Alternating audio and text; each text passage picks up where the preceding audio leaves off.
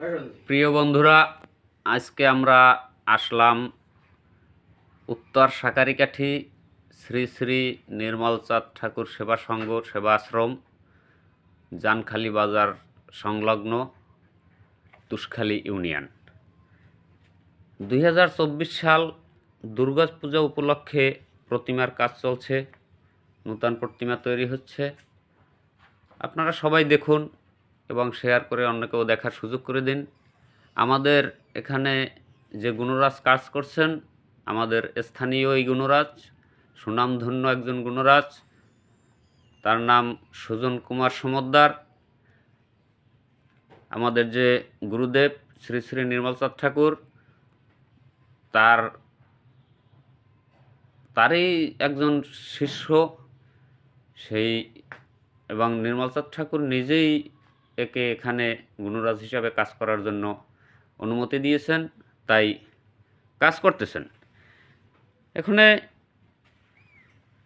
আমরা এবারে গুণরাজের কিছু মুখ থেকে কথা শুনি। দাদা, একটু এদিকে একটু ফিরেন, আপনার সাথে দুটো কথা বলি। আচ্ছা, বলেন। তা আপনি এই কাজ কতদিন ধরে করেন? কত 12-14 বছর। হ্যাঁ। তা আগে তো দেখতাম আপনি কীর্তন টীর্তন করতেন, আপনি একটা দলের দলপতিও ছিলেন আমার জানা মতে। বাবা, কিন্তু বহুত সংগঠন করলাম। হ্যাঁ হ্যাঁ, গেলে এরপর দল চালাইলাম। ঠাকুর বহুত কিছু করাইছে, ঠাকুরের কৃপায় ঠাকুরই করাইছে, করাই ঠাকুর।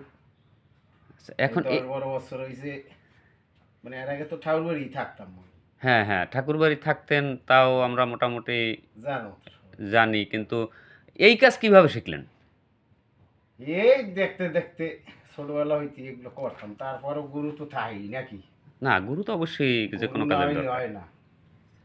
হ্যাঁ, হ্যাঁ। ওই সত্যদায় একদিন কি যে কইছিলে খারাপ কথা, এই জন্য আমার আড়ি বেশি গেছে। কিন্তু এর লাগে মাটিও জানি।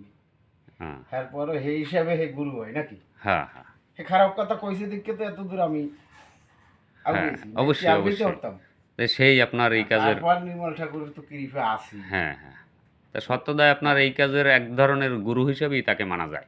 হ্যাঁ হ্যাঁ। আচ্ছা, তারপরে আমি দুইজন আল্লাহ কাজ করছি। নিতাই কাকু তেঁতুলবের যে, তারপর ওই মোংলার ঠাকুর কাকা। হ্যাঁ হ্যাঁ, ঠিক আছে। শুনলাম আপনি ওই, আমি আসার সময় দেখলাম আপনি এই পাথরের একটা বিগ্রহ বানাই রাখছেন, শিব ঠাকুর। তা সম্ভবত কাজ শেষ হয় নাই।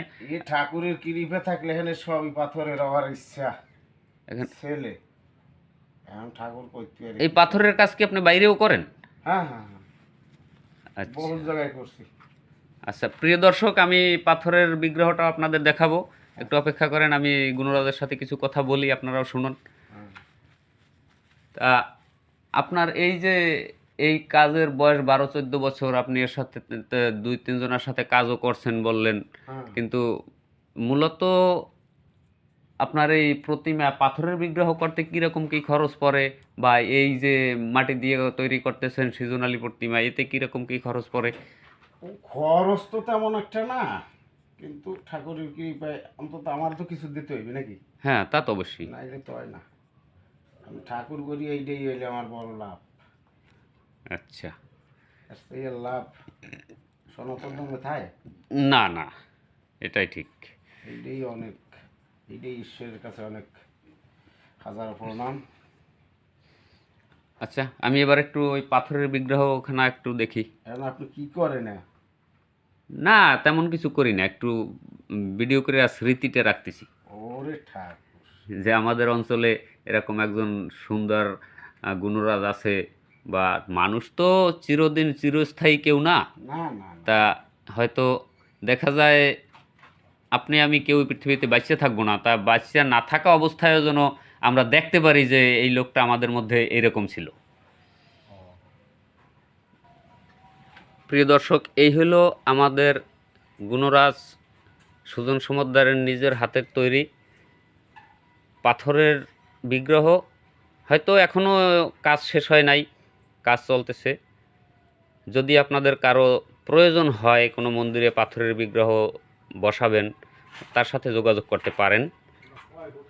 হ্যাঁ, এ প্রতিমা তো আমি কাছে দাঁড়াইলে এ তো প্রতিমা তো বসা, আর আমি তো দাঁড়ানো, তাতেও আমার থেকে বড় উঁচু হয়। তা আমি তো 5 ফুট 4 ইঞ্চি। তো প্রতিমা দাঁড়ানো অবস্থায় করলে এই প্রতিমাখানা হয়তো 5 ফুট 10 ফুটের মতো হবে। তবে এত বড় প্রতিমা বরিশাল বিভাগের মধ্যে আছে কি না আমার জানা নাই, না থাকাই সম্ভাবনা।